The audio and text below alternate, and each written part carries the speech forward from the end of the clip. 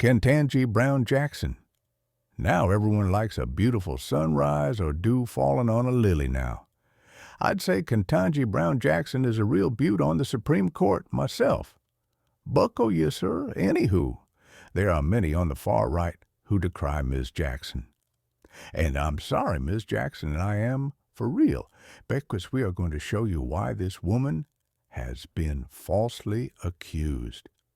In November 2018, U.S. District Judge Ketanji Brown Jackson dismissed 40 wrongful death and product liability lawsuits related to the disappearance of Malaysia Airlines flight MH370, ruling that the cases should be adjudicated in Malaysia, not the United States, based on the legal doctrine of forum non-convenience, FNC. This decision was upheld by a U.S. appeals court in January 2020. The dismissal was a standard application of well-established legal precedent, prioritizing Malaysia's stronger connection to the tragedy, its national airline crew and investigation over U.S. jurisdiction, despite Boeing's involvement and a few U.S. plaintiffs. So no new legal precedent was set. Only a mind reader can really infer any sort of ill intent here, because this would be considered business as usual following case law.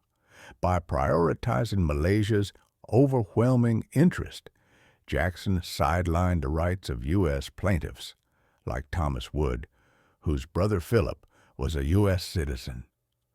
Wood's petition to the Supreme Court argued lower courts ignored U.S. plaintiffs' nearly irrebuttable presumption of U.S. jurisdiction, especially against Boeing, a U.S. company. The ruling could be framed as Jackson preventing Boeing being named directly in the lawsuit and keeping the legal pathway limited to the airlines, and potentially shielding Boeing from discovery that could lead to a massive stock drop amongst swirling allegations of Boeing having quality assurance issues.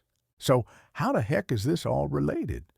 Why would they hate this beautiful woman because of an airplane that crashed out in the sea? Will, that is a story so wild, so insane.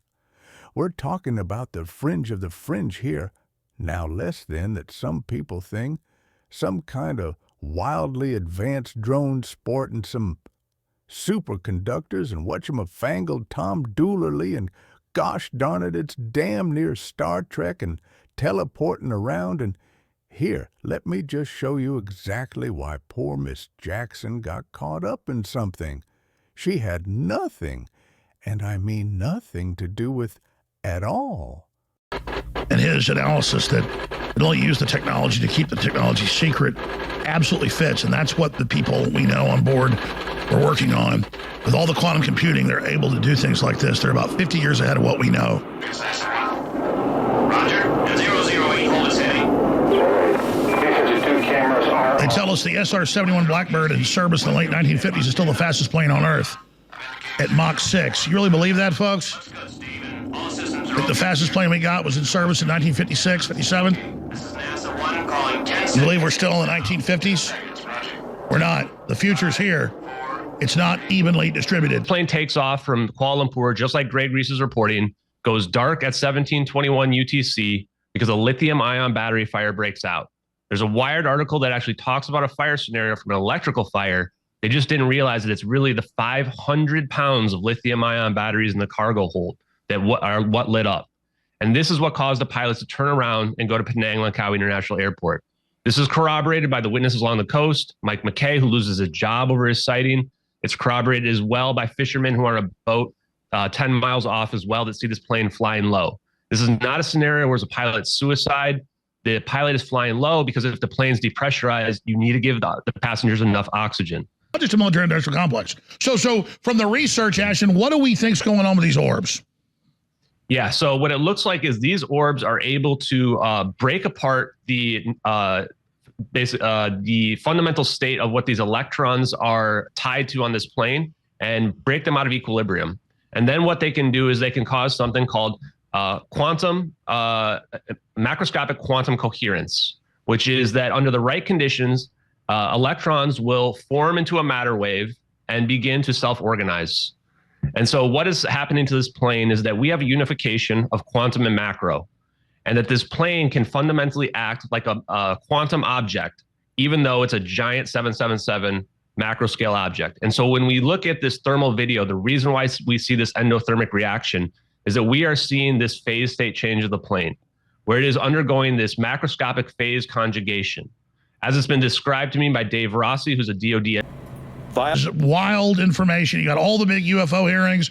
Congress admits we're being kept from whatever's going on. The agency heads don't know. There's a whole breakaway civilization. We know that. That's what Eisenhower warned of in his farewell address in January of 1961. So keep going, Ashton Forbes. Lay it out for us. Yeah, so I want to talk next about the leaker here. Lieutenant Commander Edward C. Lynn. This guy is my hero. When we look at these videos, we can see that the person who leaked these, most likely a military personnel, likely an operator, probably had an emotional reaction. They remove the HUD data off the drone video. They crop out the drone from the satellite video.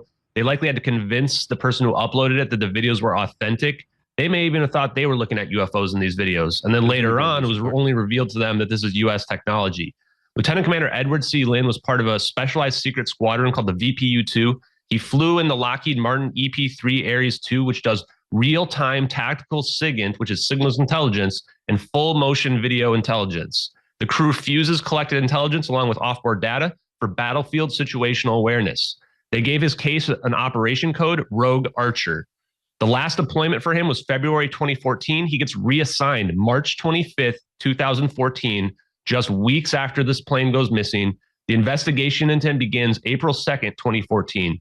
In May of 2014, he left 2 flight manifests in his flight suit from a deployment that included search and rescue code names. Like was mentioned on Greg Reese report, the defense argues the classified information in question is available on the internet. The FBI does a sting operation on him. They wait until 2015 to charge him, most likely so that people won't be able to tie it to the case. They throw a bunch of bogus charges on there, like prostitution. The charges could have resulted in life in prison due to the espionage charges. First major incident of espionage by an active duty member of the Navy since the end of the Cold War, nearly 50 years. His charge sheet heavily redacted. He had above top secret access, including compartmentalized information. It was privy to the Navy's Black Program portfolio. He's Facebook friends with General Flynn. The knowledge could be extremely useful to potential U.S. adversaries. They later had to come out and admit it wasn't really a spy case. There was no evidence that he exchanged any sensitive information from anyone from China.